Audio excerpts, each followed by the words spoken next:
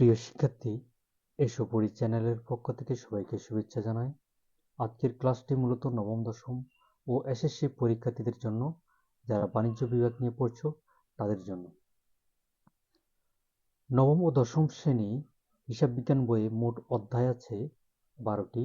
আমরা অধ্যায় দেখে নেই। এই হচ্ছে মোট অধ্যায় 12টি। এর মধ্যে প্রথম অধ্যায়ে কোনো অঙ্ক নেই। এখানে হিসাব বিজ্ঞান পরিচিতি সম্পর্কে একটু ধারণা দেওয়া আছে।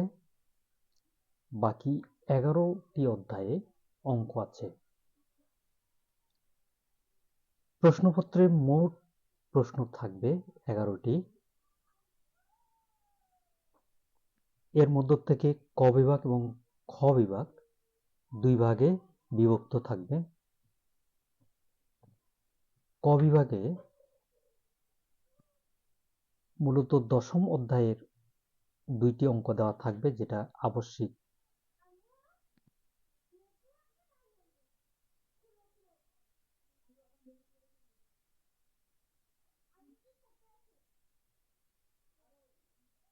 বা বাধ্যতামূলক। বাকি থাকে 9টি অধ্যায়। 9টি অধ্যায়ের মধ্য থেকে 9টি প্রশ্ন দেওয়া থাকবে এবং উত্তর দিতে হবে 5টির। তো শিক্ষার্থী, তোমরা যদি একটু অ্যাটেনশন দাও এবং টেকনিক খাটিয়ে যদি পড়ালেখা করো, তাহলে হিসাব বিজ্ঞান সে পাস করা কোনো ব্যাপারই না।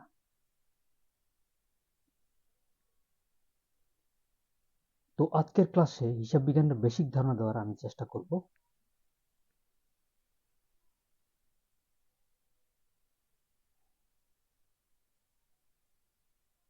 তো যে বিষয়গুলো আমাদের একান্ত জানা দরকার,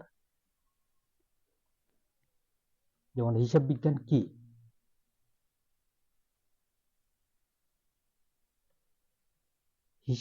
কি, তাহলে একজন অ্যাকাউন্টিং এর ছাত্রছাত্রী হিসেবে আমাদের এই বিষয়টি আমাদের একান্তই জানা দরকার, বা নিজের মতো যেন বলা যায়।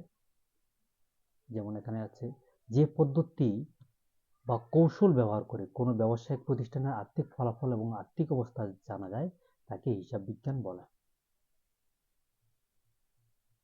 তো এরপরে যেটি না জানলেই নয়, লেনদেন কি। এক কথায় লেনদেন বলতে আদান প্রদান বা দেওয়া নেওয়াকে বোঝায়। একটা বিষয় আমাদের অবশ্যই মনে রাখতে হবে, ঘটনা এবং লেনদেন দুইটা আলাদা বিষয়। প্রতিনিয়ত নানা ঘটনা ঘটে, তো সবগুলোই ঘটনা। কিন্তু লেনদেন হতে হলে অর্থের মাপকাঠিতে পরিমাপযোগ্য হতে হবে এবং আর্থিক অবস্থার পরিবর্তন অবশ্যই হতে হবে। তাহলে লেনদেন হতে হলে আর্থিক অবস্থার পরিবর্তন ঘটবে, লাভ বা লস হবে। এটা অবশ্যই ব্যবসায়িক আঙ্গিকে দেখতে হবে, বা ব্যবসায়ের লাভ হবে অথবা লস হবে।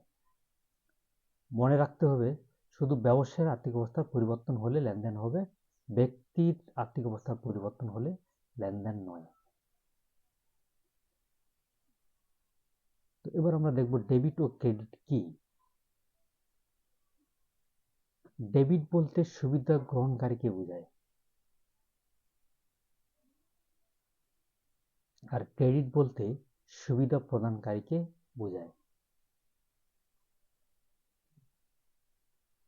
এবার আমরা জানব কোনগুলো লেনদেন এবং কোনগুলো লেনদেন নয়।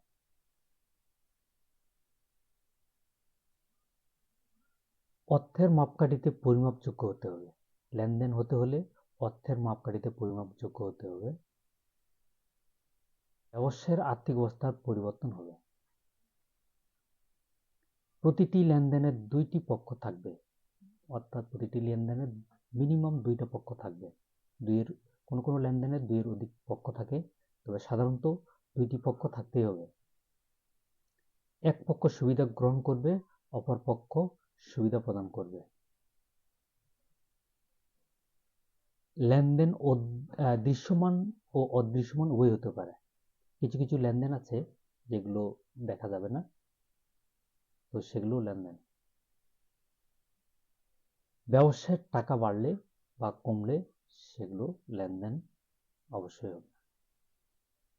এবার আমরা দেখব যে কোনগুলো লেনদেন নয়।